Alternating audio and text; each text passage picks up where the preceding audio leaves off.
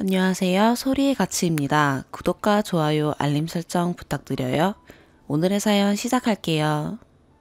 첫 번째 사연입니다. 친정 식구들 때문에 이혼 위기입니다. 저희 집은 아빠, 엄마, 언니, 저, 남동생 이렇게 5식구였고 세 남매 모두 결혼한 상태입니다. 언니랑 남동생이 먼저 결혼해서 타 지역에서 살고 있었어요. 아빠랑 엄마랑 건강이 좋은 편이 아니라서 저까지 결혼을 하면 조금 걱정이 되는 상황이었는데 다행히 당시 남자친구, 현재 남편이 우리가 같이 살자고 해서 결혼 후 지금까지 5년 동안 같이 살고 있습니다. 5년 동안 별 문제 없었어요.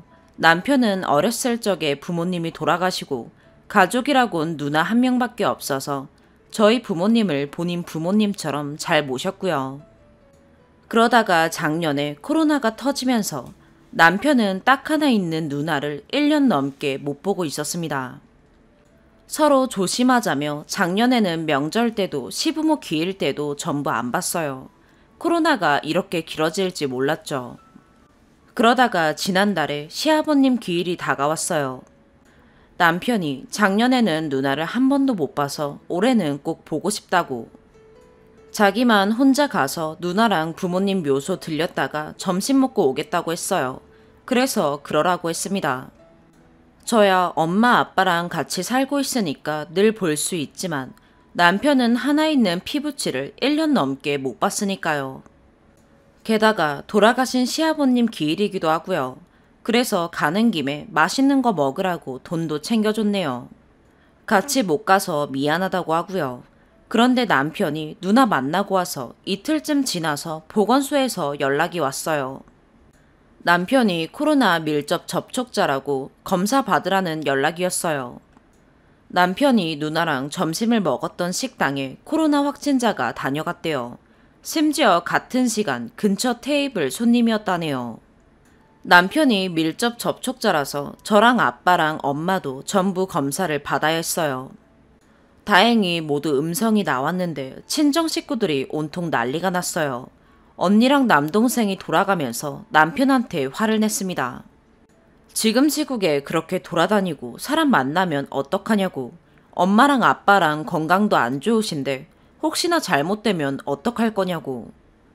남편이 처음에는 죄송하다고 계속 사과를 했는데 엄마 아빠 걱정 때문인지 언니랑 남동생이 쉽게 수그러들지가 않았어요. 그래서 제가 그만하라고 남편도 잘 알아들었고 미안해한다고 계속 말했는데도 카톡으로 장문의 메시지를 계속 보냈네요. 직접적으로 욕이나 비속어는 안 썼지만 딱 봐도 너무 기분이 나쁜 말들이었어요. 생각이 없다. 엄마 아빠 돌아가실 뻔했다. 그렇게 누나가 보고 싶더냐. 그럼 누나랑 살지 왜 결혼했냐. 결혼을 했으면 자기 가정에 집중해야 한다. 결국 남편도 터졌어요. 그럼 저희가 따로 나가서 살겠습니다. 그리 말했더라고요. 그랬더니 또 난리가 났습니다. 남자가 쓴소리 좀 들었다고 삐진 거냐. 엄마 아빠 가지고 협박하는 거냐. 뭘 잘했다고 화를 내냐. 저도 더 보기가 힘들더라고요.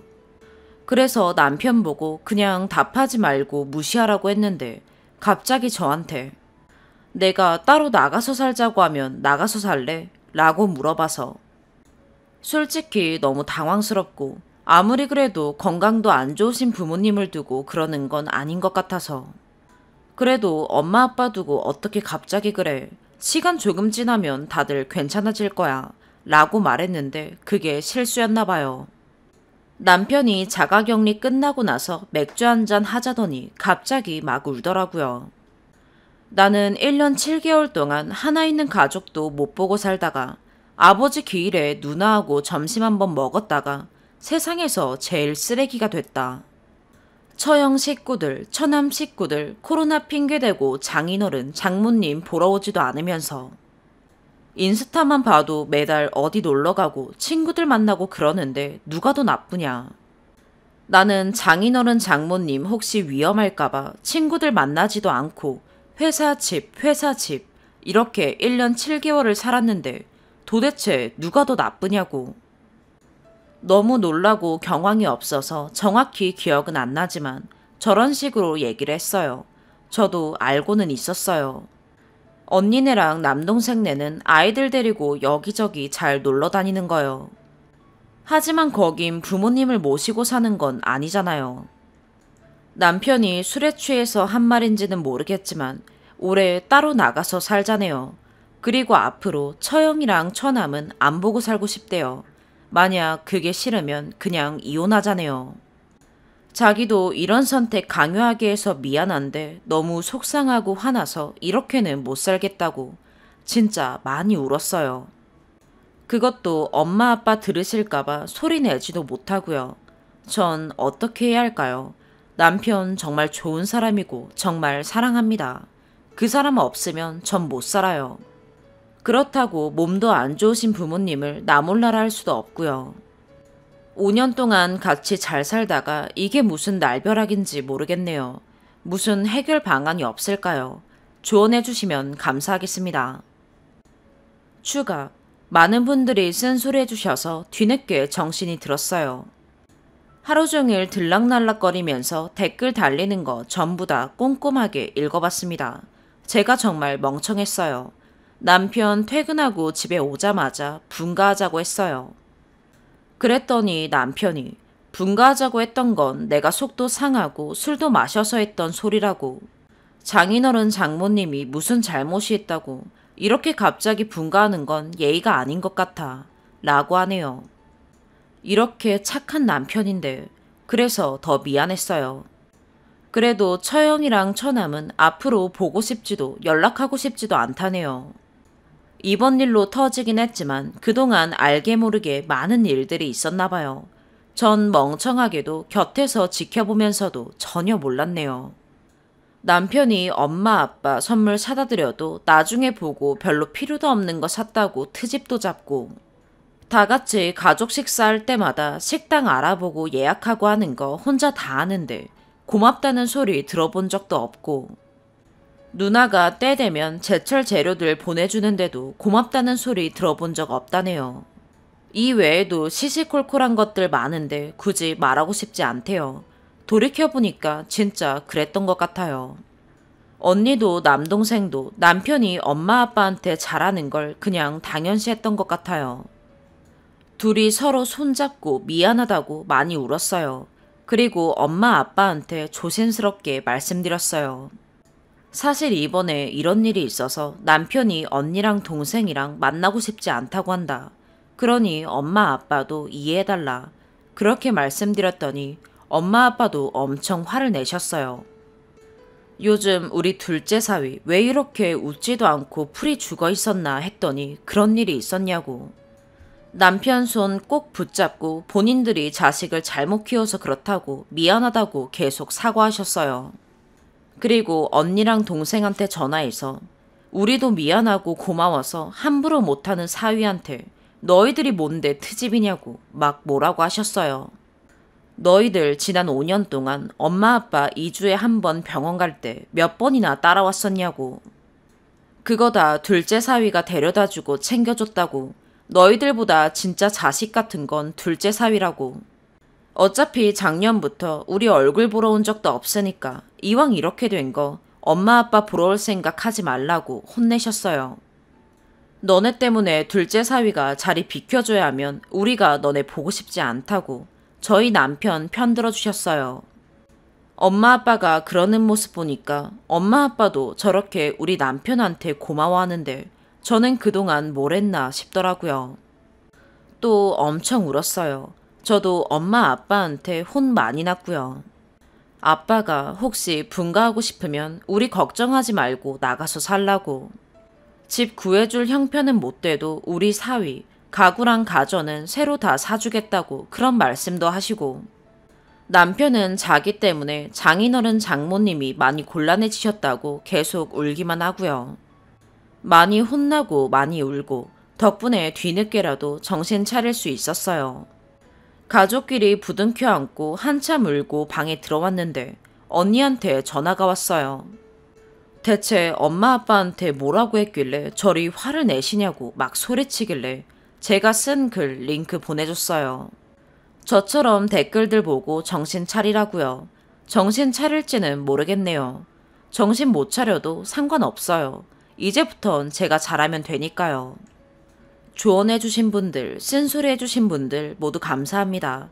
착한 남편, 사랑하는 남편한테 지금보다 훨씬 더 잘하면서 살게요. 정말 감사합니다. 두 번째 추가. 저와 언니, 남동생은 당연히 욕먹어 마땅하지만 엄마 아빠 욕이 너무 많이 달려서 남편도 힘들어하네요. 엄마 아빠가 그동안 모아두셨던 돈은 저희 새남매 결혼시킬 때 쓰고 본인들 병원비와 치료비, 생활비로 사용하고 계셔서 경제적으로 여유 있는 편은 아니세요. 그래도 남편한테 많이 고마워하셨고 3년 전, 그러니까 결혼한 지 2년이 지나고 언니랑 남동생 다 모아놓고 지금 살고 계신 아파트는 저희한테 줄 거라고 못 박으셨어요. 참고로 아빠는 이번 일로 언니랑 남동생이 괘씸하고 못됐다면서 걔들이 직접 보고 느껴봐야 한다고 당장 아파트를 증여해 주시겠다고 했는데 남편이 고사했어요. 이런 모습을 볼 때마다 남편한테 더 미안하고 고마운 마음이네요. 지방 아파트지만 엄마 아빠한테는 재산의 거의 전부입니다. 남편 말로는 그 이후로 언니랑 동생이랑 좀 서먹서먹해진 것 같다네요. 물론 그렇다고 해서 저와 언니, 남동생의 행동이 옳다는 건 절대 아닙니다. 추가로 계속 댓글들 보면서 제가 앞으로 어떻게 해야 하는지 많이 배우고 있습니다. 많은 분들이 말씀해 주신 것처럼 언니랑 동생이랑 인연도 끊고 집도 분가하는 쪽으로 남편과 얘기해 볼게요. 글 지우지 않고 마음이 흐트러질 때마다 댓글 보러 오겠습니다. 감사합니다. 세 번째 추가. 하루 지나고 났더니 더 많은 댓글이 달렸네요. 댓글들 하나하나 다 읽어보고 제 잘못 더 많이 뉘우치고 있습니다. 남편한테 분가하자고 설득했는데 엄마 아빠 걱정돼서 마음이 불편하고 선뜻 결정 내리기가 쉽지 않다네요. 진짜 이렇게 착한 남편을 너무 힘들게 했네요. 그 와중에 언니랑 동생은 오늘 하루 종일 연락이 오고 난리입니다. 당장 글 내리라고 하는데 절대 싫다 했고 그런 소리 할 거면 앞으로 연락하지 말라고 했습니다. 엄마 아빠가 그 소리 듣고 또 화가 나셔서 다음 주 월요일에 살고 계신 아파트하고 작은 농지를 남편한테 증여해 주시기로 했어요. 자식 잘못 키운 죄로 험한 꼴 당했으니 이렇게라도 꼭 사과하고 싶다고 남편 설득하셨어요. 그리고 언니랑 동생한테 전화해서 이제 여기 둘째 사위 집이니까 너희는 앞으로 발붙일 생각하지 말라고. 엄마 아빠가 그렇게 걱정되고 보고 싶으면 입으로만 떠들지 말고 너희들이 우리 데려가라고 막 뭐라고 하셨습니다. 엄마 아빠 보면서 제가 정말 더 나쁜 사람이었구나를 느낍니다. 남편한테는 정말 한없이 고맙고요. 쓴소리 해주신 분들 감사합니다. 정신 차리게 해주셔서 감사합니다. 두 번째 사연입니다. 남자친구를 3개월 만나 혼전 임신해서 결혼한다고 친언니가 그러네요. 생각만 해도 한숨 나옵니다. 언니를 어떻게든 말리고 싶은데 정신 차릴 만한 조언 구하고자 글 남깁니다. 전 23살, 언니는 25살, 언니 남친은 28살입니다. 현재 언니랑 동생 저 이렇게 세 자매인데 부모님으로부터는 독립해서 같이 살고 있습니다. 집은 언니 명의로 대출받은 돈으로 매매했습니다. 대출금은 제가 전부 갚고 있는 상황이고요. 언니가 갑자기 저한테 중요한 할 얘기 있다고 말 좀 하자고 그러더라고요. 그래서 뭐냐고 물어보니 남자친구랑 내년쯤에 결혼하게 될 것 같다고 하는 겁니다. 그래서 갑자기 웬 결혼이냐, 임신이라도 했냐고 설마 하는 마음에 말했는데 맞대요. 어떻게 할 거냐고 언니한테 물어보니 모르겠다고 지워야겠다고 생각을 했지만 모르겠다. 뭐 이런 식으로 말하더라고요. 그래서 전 지우라고 말을 해줬어요. 하지만 언니는 처음에는 제 말이 틀린 거 없다면서 지워야겠다고 그랬다가 남친한테 설득당한 건지 갑자기 낳겠다고 우기네요. 지금은 임신 5주차 정도 됩니다. 저는 지금이라도 낳지 않았으면 좋겠다는 입장이고요. 제가 언니의 결혼을 반대하는 이유를 나열하자면 아래와 같아요. 첫 번째, 언니 직업 특성상 기술직이고 하루 종일 서서 일하며 경력 쌓아가는 분야인데 언니가 인턴 생활을 벗어난 지 얼마 안 됐습니다. 1년 조금 넘었어요. 근데 여기서 경력이 단절된다면 나중에 남편만 바라보고 살아야 될 가능성이 높은데 이렇게 될 경우 언니가 스스로 너무 힘들 것 같다는 생각입니다. 두 번째, 언니도 남자 쪽도 모아둔 돈이 없어요. 언니는 월에 200 정도 버는데 남자는 월에 180 정도 번다고 합니다. 언니는 오전 출근해서 오후 8시쯤 퇴근을 하고 남친은 일반 직장인 출퇴근하는 시간에 출퇴근합니다. 이럴 경우 애 낳기 전부터 산부인과에 돈이 많이 들 텐데 돈이 없어서 돈돈거리며 돈에 허덕이며 살 것 같습니다. 언니 말로는 남친이 투잡, 쓰리잡을 뛰어서라도 책임진다고 하는데 솔직히 현실성 없어 보입니다. 그렇게 일한다고 해도 벌어봐야 100만 원도 안 될 텐데 그럼 언니가 육아휴직을 내지 못하는 직업이라 퇴사를 해야 되는데 300도 안 되는 돈으로 셋이서 살기에는 턱없이 부족해 보여요. 언니 말로는 남자 쪽 부모님이 건물을 사놓은 게 있어서 지금은 현재 동네에서 살다가 내년에 상가 있는 건물로 이사가고 1층에서 요식업 사업을 부모님이 1억 지원해줘서 시작한다는데 참고로 언니는 다른 지역 연고지 없거든요. 남친 부모님이 있는 동네고 현재 남친은 원룸 월세 사는 중이에요. 아무튼 요식업 사업을 시작하면 월에 500 이상은 무조건 벌 자신이 있다고 남친이 그랬답니다. 그래서 제가 망하면 어떡하냐고, 망하면 빚인데 그런 거에 대한 대비도 생각해야 하는 거 아니냐고. 그랬더니 초기에 대출받는 게 없으니까 망해도 빚 안 생긴다면서 태평한 소리를 하네요.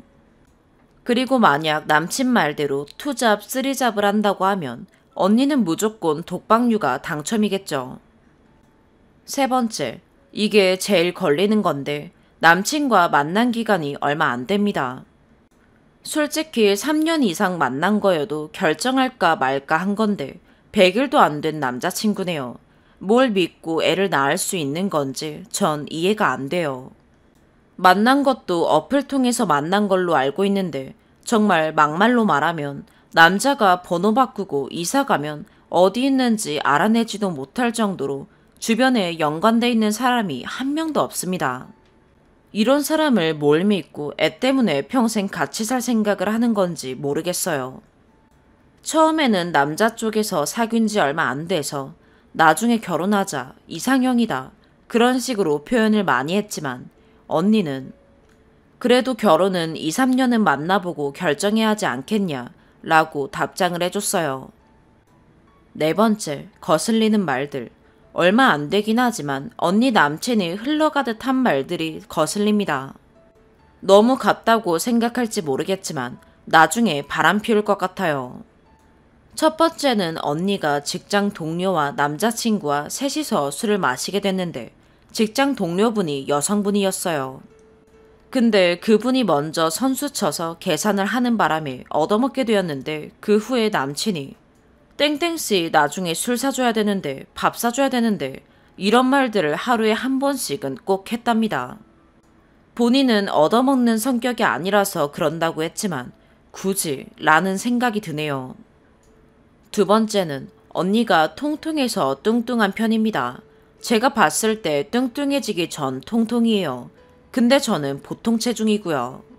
근데 언니 남자친구와 셋이서 걸어가는데 제가 출퇴근을 걸어서 3, 40분 정도 한다 라는 얘기가 나왔는데 언니 앞에서 그래서 동생은 살이 안 찌는구나 라고 했습니다. 전 약간 당황해서 살 안 찐 건 아니라고 대충 둘러댔지만 언니는 이상한 점을 못 느꼈는지 기분 나쁜 티도 안 나 보이더라고요. 세 번째는 언니 친구 중에 임신 중절 수술을 한 친구가 있어서 언니가 초기에 그 친구한테 어떡하냐고, 아프냐 어떠냐 이런 걸 물어봤는데 그 친구는 본인이 말하기 껄끄러운 얘기긴 하지만 남자친구랑 같이 듣는 게 나을 것 같다고 셋이서 만나보는 건 어떠냐고 물어봤습니다. 언니가 그걸 남자친구에게 말해봤는데 남자친구가 우리끼리 얘기인데 내가 그것까지 네 친구한테 해야 하냐며 노발대발 화냈다며 울더라고요. 솔직히 기분 나쁠 수 있는 얘기인 거 저도 알겠지만 굳이 화내면서 얘기해야 하는 건가 싶었습니다. 5번째, 애가 불쌍합니다. 솔직히 위에 나열한 이유들만 봐도 축복 속에서 원해서 생긴 아이가 아닌 어쩔 수 없이 아이 때문에 결혼하는 격이 되는데 언니가 나중에 아이 보면서 쟤만 아니었어도 결혼 안 하는 건데 라는 생각할 것 같습니다. 언니한테 그럴 것 같다고 그랬더니 그런 생각은 안 할 걸 이러더라고요. 그리고 환경이 좋은 쪽으로 기울기보다는 나쁜 쪽으로 기울어져 있어 보여서 애가 좋은 환경에서 자랄 것 같지가 않아서 애가 불쌍해질 것 같다는 생각이 들고 언니도 애한테 미안해하면서 살 것 같아요. 여기까지가 제가 언니의 결혼 출산을 말리는 이유입니다.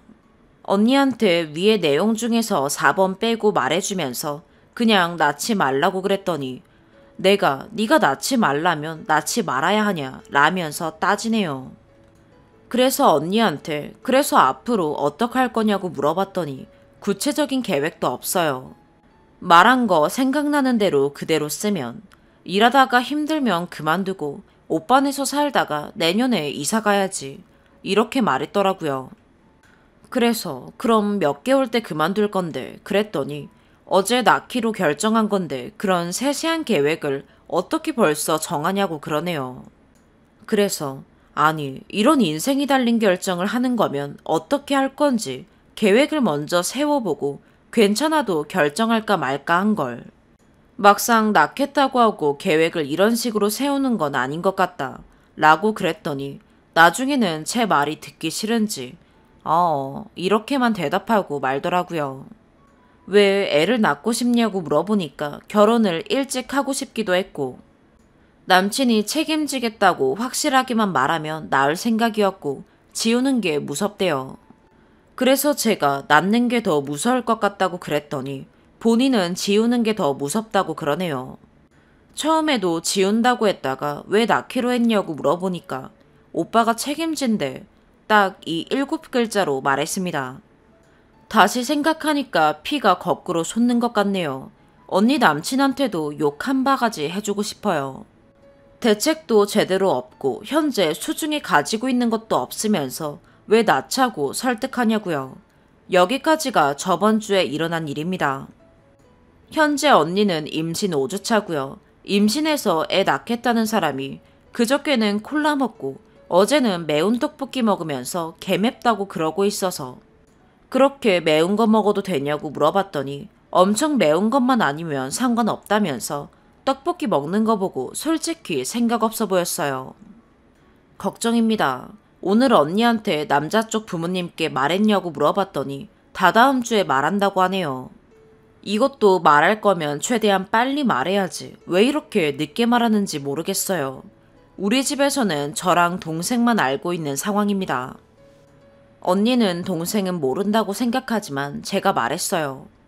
저희 집안이 할아버지가 가부장적이고 좀 보수적인 부분이 있어서 알게 되면 영 끊고 살라고 화내실 수도 있는 상황입니다. 말이 길어졌네요. 딸이라고 생각하고 언니가 설득될 만한 조언 부탁드립니다. 추가, 댓글 잘 봤습니다. 전문직이고 기술직이고 질문의 논점은 그게 아닌데 다들 핀트를 잘못 잡으시는 것 같네요. 기술직이라고 생각이 들면 기술직이라고 생각하고 보면 될 걸 쓸데없는 거에 말이 많으셔서 좀 놀랐습니다. 다들 기술직이네, 전문직이네, 쓸데없는 부분이 말씀들이 많으셔서 그 부분도 기술직으로 수정할게요. 3번째 사연입니다. 저는 30대 중반 미혼 여성입니다. 20대 때 연애가 아직까지 트라우마로 남아서 어떻게 해결해야 하는지 현재까지도 힘든 상황입니다. 미리 말씀드리지만 저도 지금 생각하면 이해하지 못할 대처를 했습니다. 폭력적이었던 남친을 제가 바꿀 수 있을 것 같았고 너무 불쌍했습니다. 글을 읽으시다가 제가 했던 대처에 화가 나실 수도 있어요. 그리고 무려 4년을 만났다는 것도 이해 못하실 거라 생각됩니다. 4년의 시간을 글로 적는 거라 많이 길어질 수 있습니다. 20대 초반의 친구 모임에서 한 남자를 알게 되었고 몇 년 뒤 다시 만나게 되어 사귀게 되었습니다. 제 친구의 친구이다 보니 사귀기 전까지 오랜 시간이 걸릴 정도로 조심스럽게 만났어요. 그런데 만나면서 가스라이팅이 심했습니다. 그 당시에는 가스라이팅이라는 용어도 없었으니 가스라이팅인지도 몰랐습니다. 예를 들면 제가 원하는 곳으로 취업이 되었는데 첫 회식 날 남자친구가 식당 밖 주차장에서 저를 구경하고 있었습니다. 재밌나 보네 라고 문자가 왔는데 제가 옆에 있는 남자 직원에게 기댔다는 겁니다. 옆에 있던 사람은 차장님이었고 직급이 높았기에 제가 기댈 이유도 기댈 만한 거리도 아니었습니다. 그 이후로 제가 회식 가는 걸 반대했고 회식한다고 하면 식당 이름 알아내서 밖에서 기다렸습니다. 심지어 쳐들어올 때도 있었고요. 제가 술을 못 마시다 보니 걱정이 돼서 그런다고 요즘 세상 무섭다고 그때까지만 해도 그게 사랑인 줄 알았습니다. 그 후로는 또 잘 지내다가 한번 대판 싸워서 제가 헤어지자고 했습니다. 그랬더니 제 뺨을 치더라고요. 태어나서 처음 맞아보는 거라 너무 화가 나서 그 당시 남친이 사준 핸드폰을 던졌습니다. 그 모습에 완전 눈빛이 돌변하면서 저를 그냥 밀어버리더라고요. 당연히 아무런 대비 없이 길에 날아가듯이 넘어졌고 팔, 다리 다 쓸렸습니다. 그대로 일어났는데 또 밀어서 또 넘어지고 일어날 수가 없더라고요. 왜 자기가 사준 핸드폰 던지냐고 고장났으니 사놓으랍니다. 다시 사주겠다고 하니 지금 당장 사오랍니다. 제가 신고하려고 했는데 손이 너무 떨려서 번호도 못 눌렀습니다. 1을 누른 걸 보고 왜? 신고하게? 이러면서 폰을 또 던져버리더라고요. 사람이 너무 몰려서 그 남자가 일단 차에 타자고 해서 차에 탔는데 이런 상황을 처음 겪은 게 너무 무섭기도 하고 왜 우리가 이렇게 됐나 갑자기 슬프더라고요. 그리고 차에는 또 왜 탔는지 참 등신 같죠. 근데 갑자기 경찰이 왔습니다. 누가 신고했나 보더라고요. 경찰이 저보고 내리라고 했는데 또 등신같이 아무 일 아니라고 하고 가시라고 했습니다. 그 후로 그 남자가 너무 큰 잘못을 했다고 헤어지자고 해서 헤어졌는데 그 남자가 왜 그렇게까지 돌변했나 불쌍하다는 생각이 들어서 제가 먼저 연락해서 만났습니다. 지금 생각하면 진짜 세상 등신이 따로 없었죠. 그냥 불쌍했어요. 괜찮은 가정에서 태어났는데 왜 저렇게 컸을까? 내가 보듬어주고 싶다. 이런 말도 안 되는 생각이 들었습니다. 제가 화나게 해서 그런다고 생각했어요. 제가 화나게만 안 하면 그런 일 없을 거라 생각했습니다. 그렇게 다시 만났습니다. 지금 나이 먹으니 생각이 든 거지만 폭력적인 남친은 평소엔 정말 엄청나게 잘해줍니다. 그 모습에 또 마음을 다 열어버리고 만났네요. 나를 이렇게까지 사랑해줄 사람은 없다. 이딴 생각하면서 결혼 생각까지 하게 되고 결혼 전제하에 저희는 같이 살게 되었습니다. 같이 사는데 생활 패턴 면에서 문제는 없었습니다. 문제는 자주 싸운다는 것이었죠. 말투 하나에 싸움이 나고 정말 사소한 걸로 싸움이 나서 늘 끝까지 갔습니다. 집에 있는 물건 다 때려 부수고 소리 지르고 욕하고 처음엔 이런 폭력적인 남자 못 참는다고 짐 싸서 나갔다가 잡히는 상황이 반복되었습니다.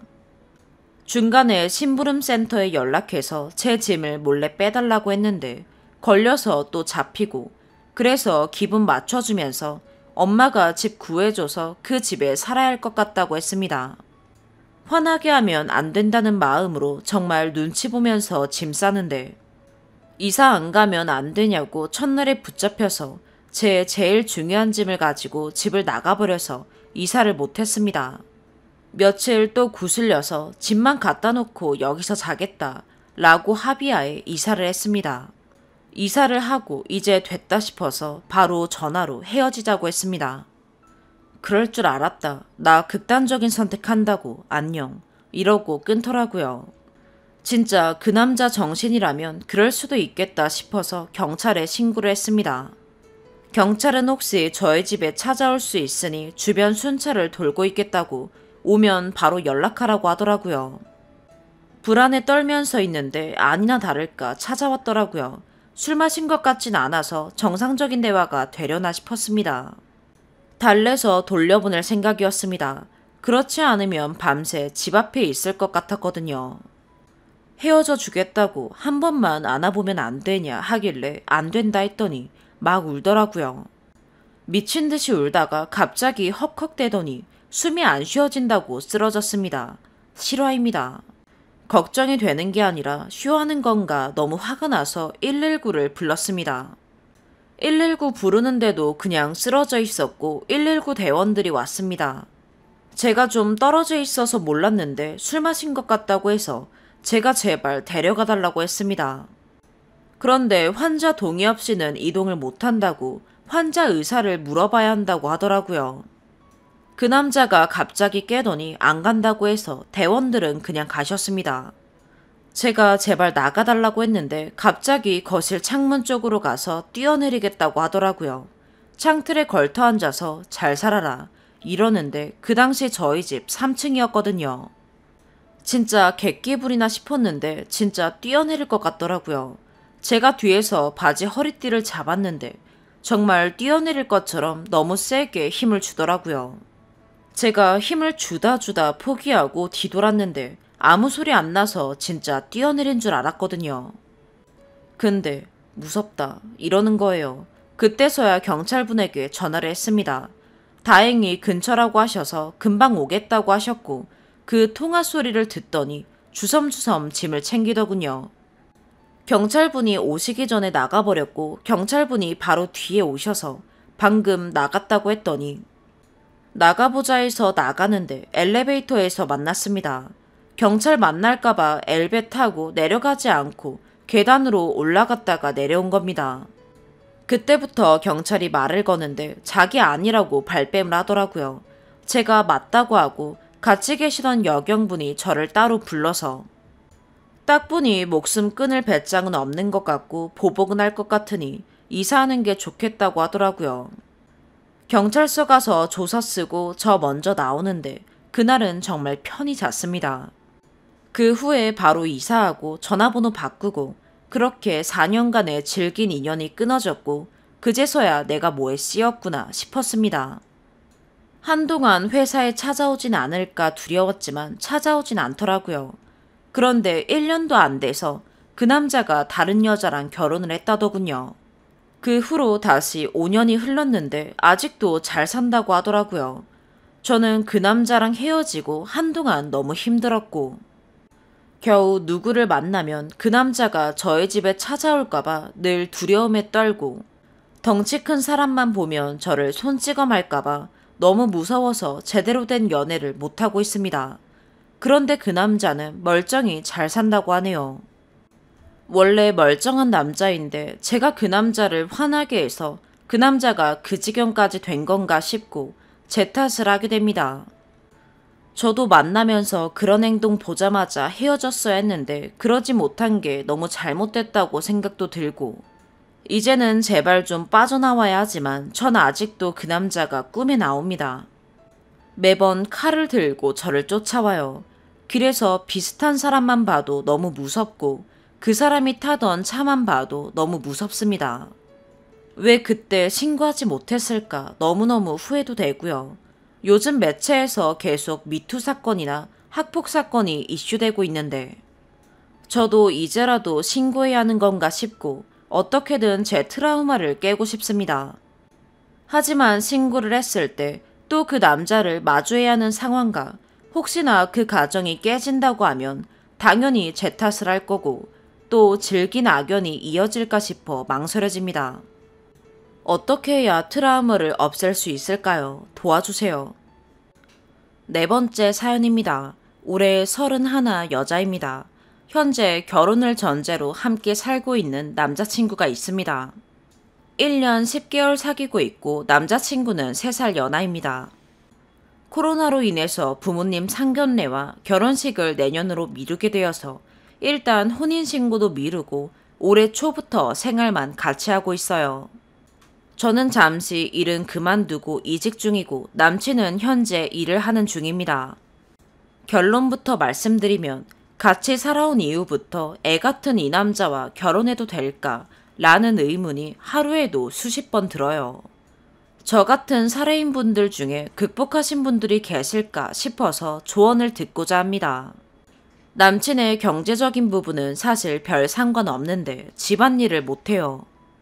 지금이야 제가 이직 중이라 집안일을 도맡아 하지만 몇 달 후에는 다시 복귀를 할 테고 결혼 후에 쭉 맞벌이로 살아갈 것 같은데 적어도 자기가 어지르고 방치한 건 자기가 치웠으면 합니다.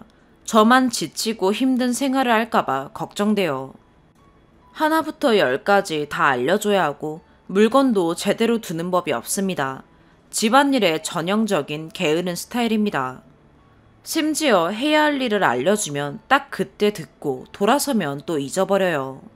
스스로가 찾아서 하는 것이 아니고 제가 일일이 잔소리를 해야 움직입니다. 예를 들면 책상에서 노트북 하면서 마신 페트병이나 쓰레기들을 그냥 방치해둡니다. 옷장도 엉망이고요. 이불 정리 같은 건 당연히 안 하죠. 쓰레기는 아침에 항상 저 대신 버려주는데 쓰레기를 버리고 쓰레기통에 새로 비닐을 씌우는 것도 까먹어요. 이상하게도 게으른데 아침형 인간이라서 쓰레기 버리는 건 어느새 남친 몫이 되었습니다.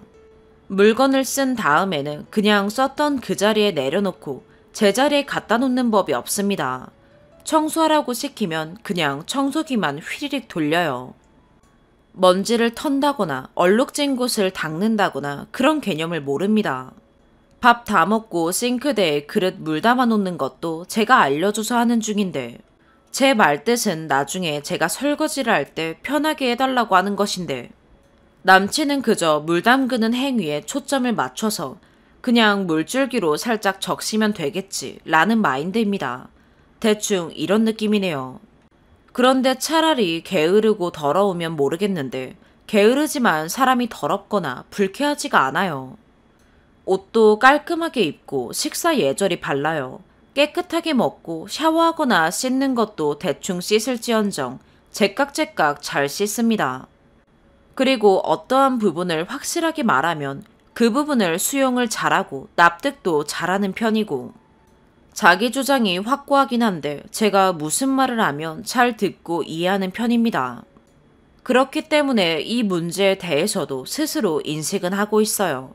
몇 번이고 이 얘기로 부딪혔기 때문에 제가 페트병이라고 말하면 후다닥 치우고 제가 말하는 것들에 있어서 다 노력하는 중입니다. 스스로도 집안일 자체를 그동안 20몇 년을 살아오면서 평생 이렇게 살아온 터라 잘 몰라서 그런다. 노력할 테니 기다려달라. 이런 식으로 반성을 합니다. 정말 몇 개월을 제가 애 키우듯 하면 고칠 수 있을까요?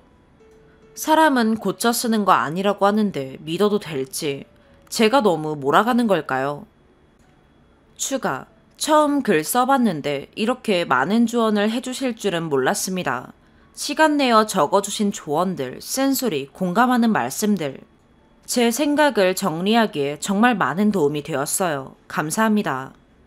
역시나 사람은 고쳐 쓰는 거 아니고 결혼 전에 알게 되었으니 다행이라는 말씀을 주신 분들도 계셨고 상대가 받아들이면 고칠 수 있다는 말씀을 주신 분들도 계셨고 의견은 다르지만 모든 조언들 다 수용하며 잘 판단하도록 하겠습니다.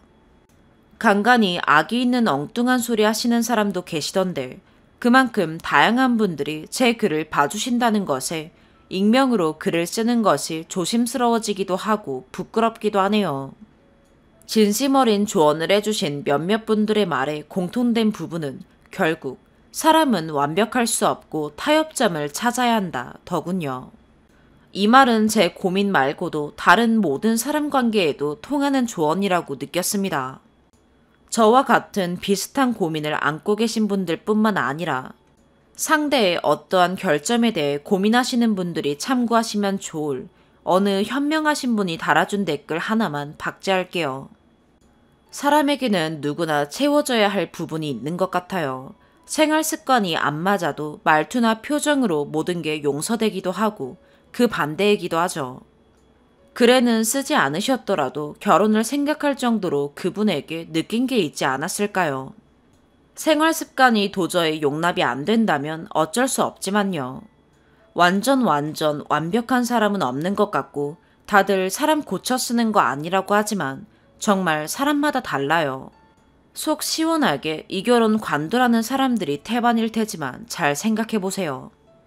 행간에 담아내지 못한 두 분만의 시간이 있었을 테니 솔직히 그동안 계속 혼자서 앓다가 누군가에게 조언을 듣고자 쓴 글인데 막상 많은 사람들이 읽었다고 하니까 부끄러워져서 지우고 싶다는 생각을 했습니다만 저와 비슷한 상황인 또 다른 누군가가 제 글을 찾아서 읽고 댓글들을 보며 저처럼 도움을 받길 바라는 마음에 글삭은 하지 않겠습니다. 그만큼 진심 어린 말들이 많으니 참고하시면 좋겠어요. 좋은 조언 주신 분들 다시 한번 감사드립니다. 행복한 하루 보내시길 바랄게요. 오늘의 사연 여기까지입니다. 구독과 좋아요, 알림 설정 부탁드려요. 시청해주셔서 감사합니다.